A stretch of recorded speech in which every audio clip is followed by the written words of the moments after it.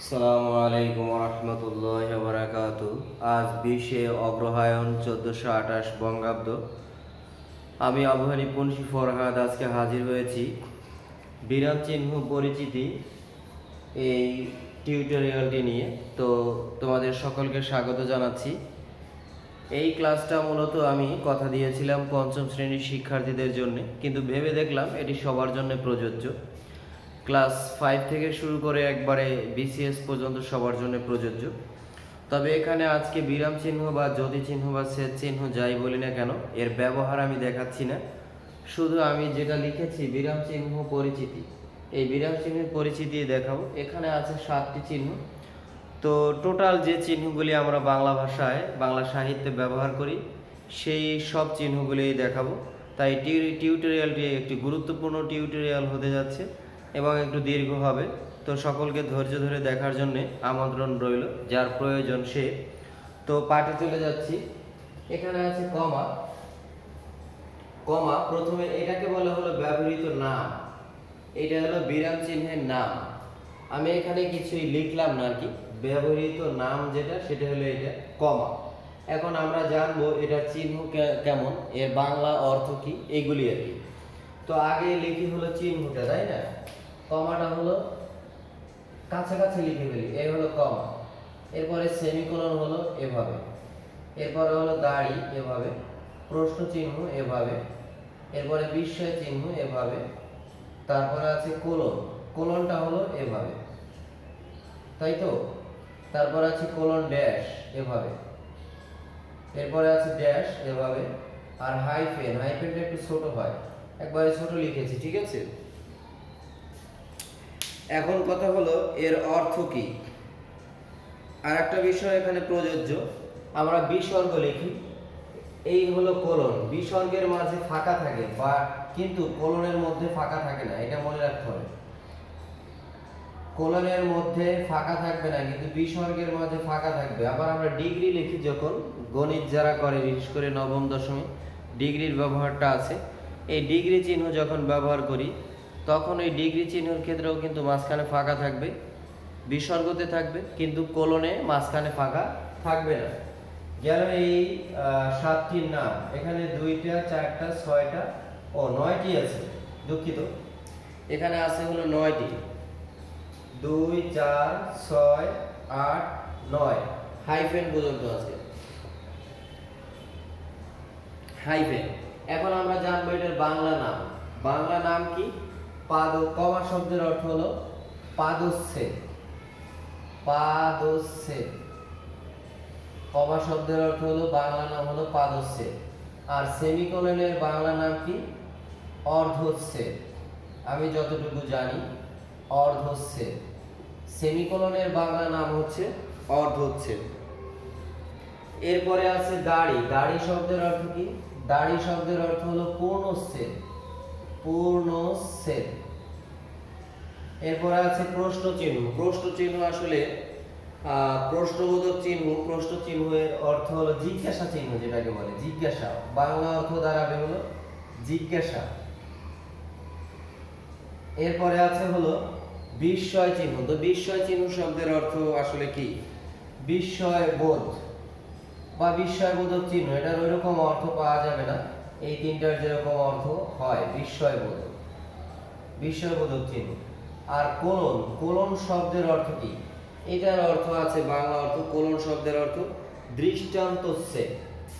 দৃষ্টান্তচ্ছেদ। দৃষ্টান্তচ্ছেদ। Colon শব্দের বাংলা অর্থ হলো দৃষ্টান্তচ্ছেদ। দাড়ি দিয়ে দিলাম এখানে। এরপর আছে ক্লোন ড্যাশ। তাহলে ক্লোন ড্যাশ শব্দের অর্থ কি? ছেদ বাক্য সঙ্গতি চিহ্ন। ছেদ বাক্য সঙ্গতি, ছেদ বাক্য সঙ্গতি চিহ্ন। এরপর আছে ড্যাশ। একটা গেল colon, colon dash. Colon dash ছেদ বাক্য সঙ্গতি চিহ্ন। এবারে আমাদের প্রয়োজন হলো ড্যাশ শব্দের অর্থ কি, এটা জানা দরকার। ড্যাশ শব্দের অর্থ হলো বাক্য সঙ্গতি চিহ্ন। বাক্য সঙ্গতি চিহ্ন। বাক্য সংগতি চিহ্ন। এরপরে আছে হাইফেন। হাইফেনটা একটু কঠিন না, সোজা। হাইফেন অর্থ হলো শব্দ সংযোগ চিহ্ন। এটা প্রায় ছোটদের ক্লাসে আসে। শব্দ সংযোগ চিহ্ন, এটা পরীক্ষা থেকে থাকে।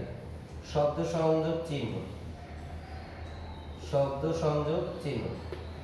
এই গেল হলো এই 7টার বাংলা অর্থ। এখন এটার ইংরেজি নামটা আমাদের জানতে হবে, তাই না? ইংরেজি নাম যেটা কমাটা আমরা ইংরেজিতে বলি COMMA, কমা, এটা ইংরেজিতে বলে থাকি। এরপরে আছে সেমিকোলন, সেমি সেমিকোলন। এরপর আছে পূর্ণচ্ছেদ দাড়ি, আমরা বলি কি ফুল স্টপ, ইংরেজি নাম এটা ফুল স্টপ। এরপর আছে জিজ্ঞাসা চিহ্ন, আমরা বলি কি নোট অফ ইন্টারোগেশন, এখানে ইন্টারোগেশন, একটু বানানটা মনে রাখতে হবে। ইন্টারোগেশন ডাবল আর হবে, এই জন্য আমি একটু সময় নিয়েছি। ডাবল আর, ইন্টারোগেশন, GATION, ইন্টারোগেশন। এরপর আছে বিস্ময়বোধক, ইংরেজিতে বলি আমরা note note of exclamation, EXCLA। আর কেউ উচ্চারণ করে এক্সক্লেমেশন, আসলে এক্সক্লেমেশন, MATION, এক্সক্লেমেশন। এরপর আছে দৃষ্টান্তচ্ছেদ, কি এটা কোলন, COLON, কোলন। এরপর আছে কোলন ড্যাশ, এইভাবে COLON, colon DASH, colon dash. এরপরে আছে শুধু ড্যাশ, DASH, ড্যাশ। এরপরে আরেকটা আছে কি hyphen, SYPHEN, hyphen, dash, colon dash, hyphen. এখন কথা হলো যে পাদচ্ছেদ কেন নাম হলো। আমরা একটা বিষয় খেয়াল করলে দেখব যে যখন আমরা এই কমা চিহ্নটা ব্যবহার করি, তখন এই কমা চিহ্নটা, আচ্ছা একটা ব্যবহার দেখালেই, একটা বাক্য দেখালে বোঝা যাবে। যদি আমরা কমা এখানে ব্যবহার করতাম, এখানে যদি আমরা কমা দেই, পাদচ্ছেদ, তাই না, কমা এখানেই বসবে, তাহলে এই বর্ণটা পায়ের কাছে বসেছে, এই জন্য এই চিহ্নটার নাম, কমা শব্দের বাংলাটা হলো পাদচ্ছেদ। ঠিক আছে, তো পাদচ্ছেদ। এখন কথা হলো এর বিরতিকাল কতক্ষণ।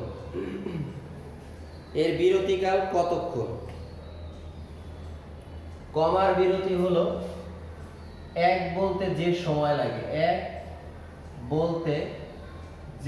লাগে, বা যতক্ষণ সময় লাগে।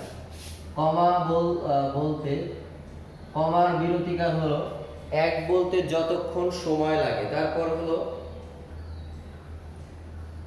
এই সেমিকোলনের বিরতিকাল সবচেয়ে বেশি, এক বলার দ্বিগুণ সময়, এক বলার দ্বিগুণ সময়। এক বলতে বেশি সময় লাগে না। এরপরে আমরা কি আছি ফুল স্টপ থেকে এই শেষ পর্যন্ত, এই সব কটার ব্যবহার 1 সেকেন্ড। ঠিক আছে, এইটা সব কটায় কি, সব কটায় 1 সেকেন্ড বিরতিকাল। শুধু হাইফেনে থামার প্রয়োজন নাই, ড্যাশ পর্যন্ত এক বলার দ্বিগুণ সময়, থামার প্রয়োজন নেই। আবার বলছি, এখানে লেখাটা হয়তো দেখা নাও যেতে পারে, হাইফেনে কোনো বিরতিকাল নেই, এখানে থামার কোনো প্রয়োজন নেই, কিন্তু এটা 1 সেকেন্ড, আর এটা হলো এক বলার দ্বিগুণ সময়, এক বলতে যে সময় প্রয়োজন। তো এইটা মুছে ফেলছি, আর বাকি যে চিহ্নগুলি আছে সেটি দেখাবো। এগুলি মুছে ফেলতেছি।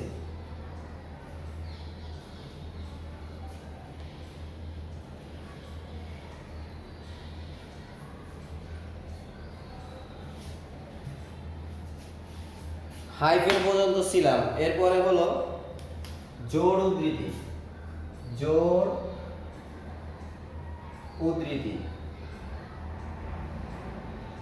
জোর উদ্ধৃতি চিহ্ন আর এক উদ্ধৃতি, এক উদ্ধৃতি,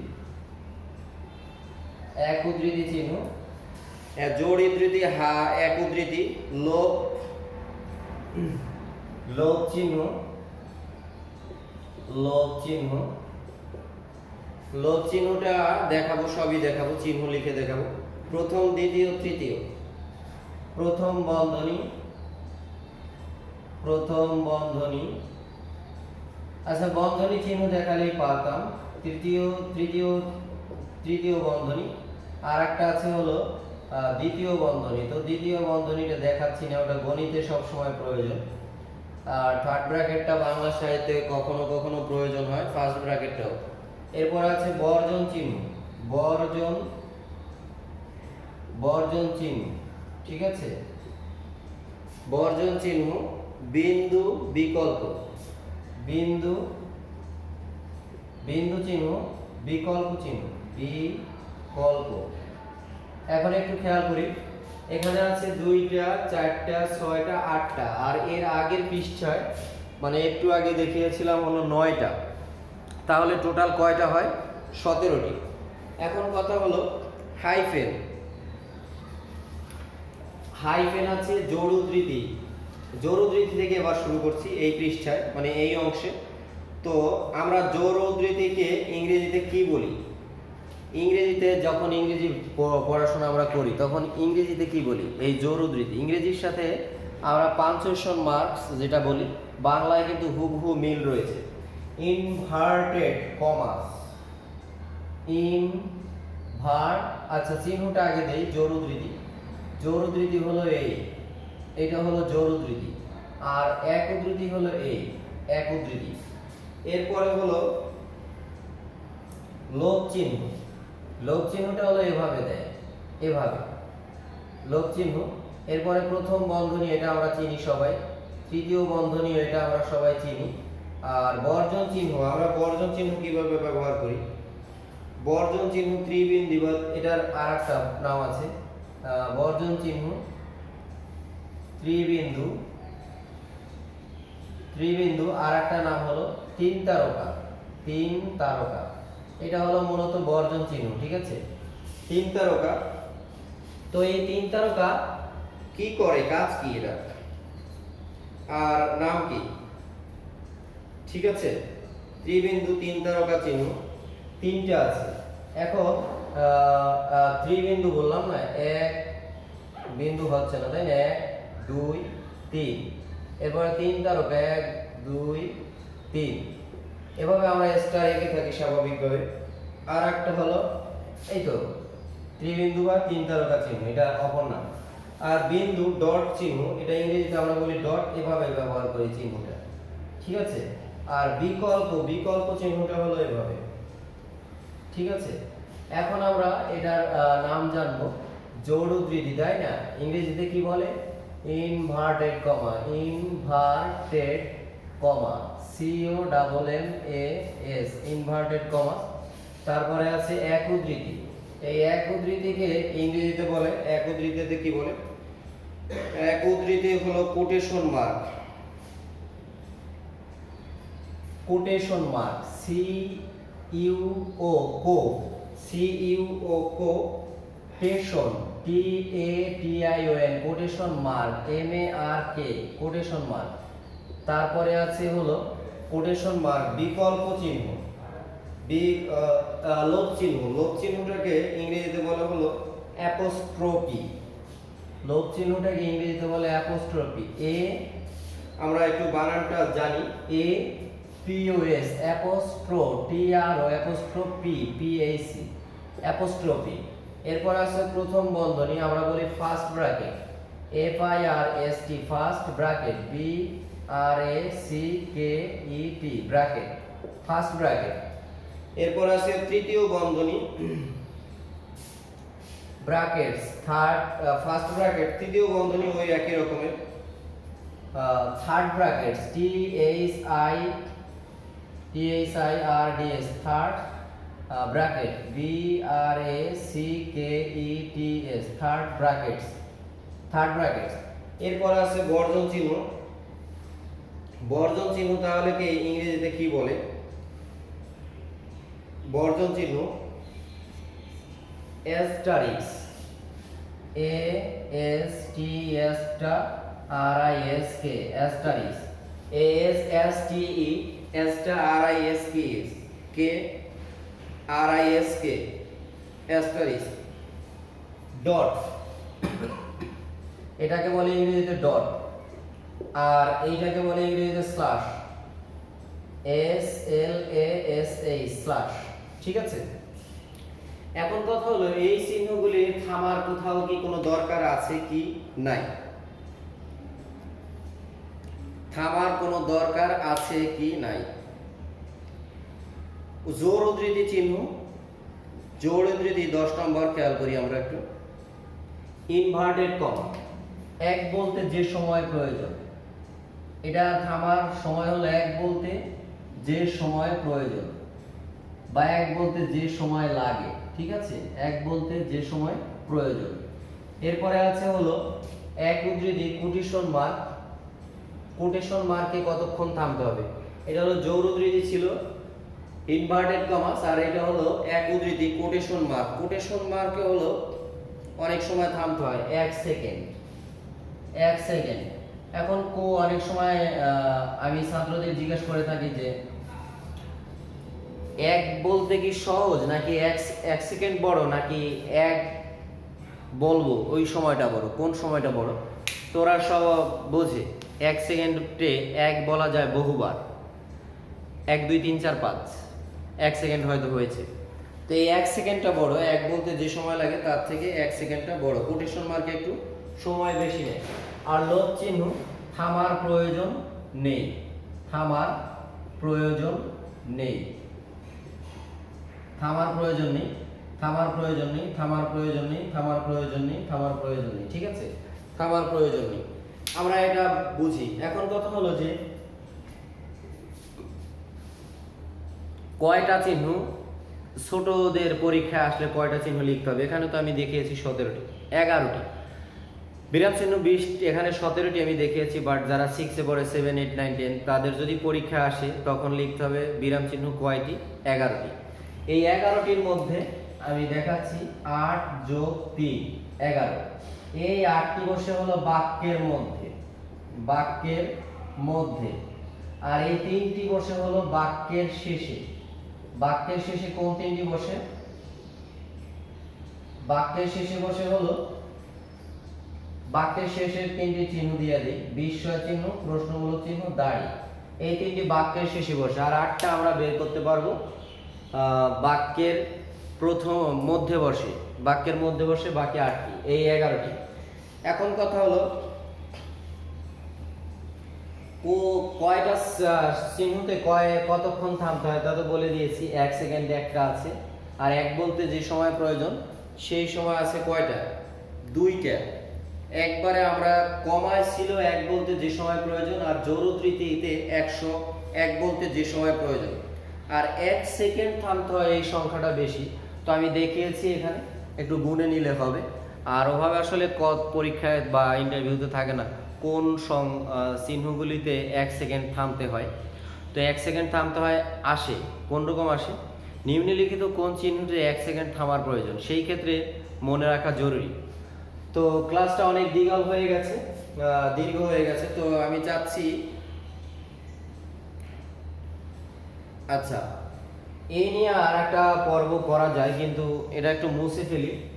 এখানে দেখাইছি এই 3টা বাক্যের শেষে বসে আর একটা বাক্যের মধ্যে বসে।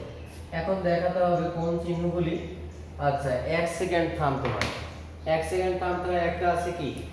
এক উদ্ধৃতি, এক উদ্ধৃতি, আমি চিহ্ন দিই, এক উদ্ধৃতি 1 সেকেন্ড থামতে হয়। এরপরে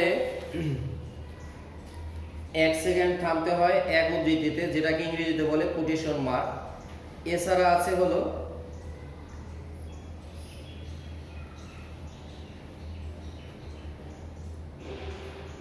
এক সেকেন্ড থামতে হয় কোলন, দাড়ি, প্রশ্নমূলক চিহ্ন, কোলন, দাড়ি, প্রশ্নমূলক চিহ্ন।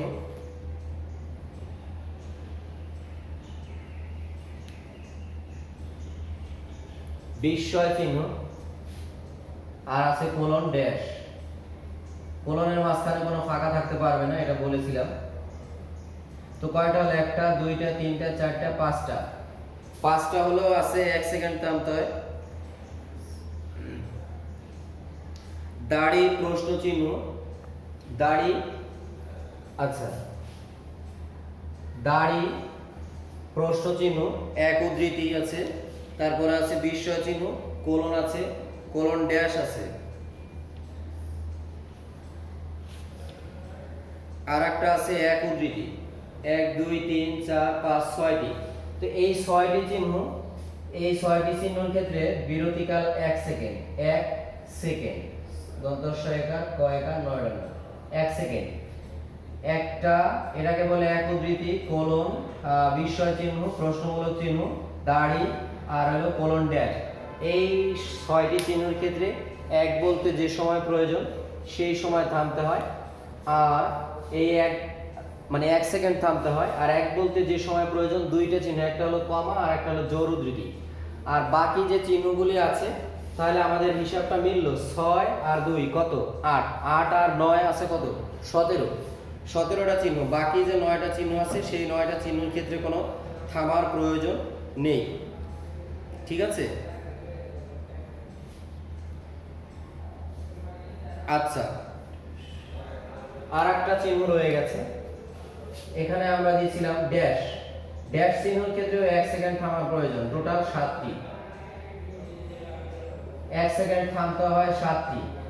এক উদ্ধৃতি, কোলন, বিস্ময় চিহ্ন, প্রশ্নমূলক চিহ্ন, দাড়ি, কোলন ড্যাশ আর একটা ড্যাশ। এই 7টির ক্ষেত্রে 1 সেকেন্ড প্রয়োজন। আর দুইটা আছে এক বলতে যে সময় প্রয়োজন, কমা আর জোর উদ্ধৃতি। এই গেল কয়টা? 9টা। আর বাকি 8টার ক্ষেত্রে কোনো থামার প্রয়োজন নেই। তো এই বিরাম চিহ্ন মোটামুটি ভালোভাবে উপস্থাপন করেছি। আজকে এ পর্যন্ত। পরবর্তীতে আবার দেখা হবে তোমাদের সাথে অন্য কোনো গুরুত্বপূর্ণ ক্লাস নিয়ে। আশা করছি আমি আমার যথাসাধ্য উপস্থাপন করার চেষ্টা করছি, তোমাদের বা আপনাদের উপকারে আসবে। আসসালামু আলাইকুম ওয়া রাহমাতুল্লাহি ওয়া বারাকাতুহু।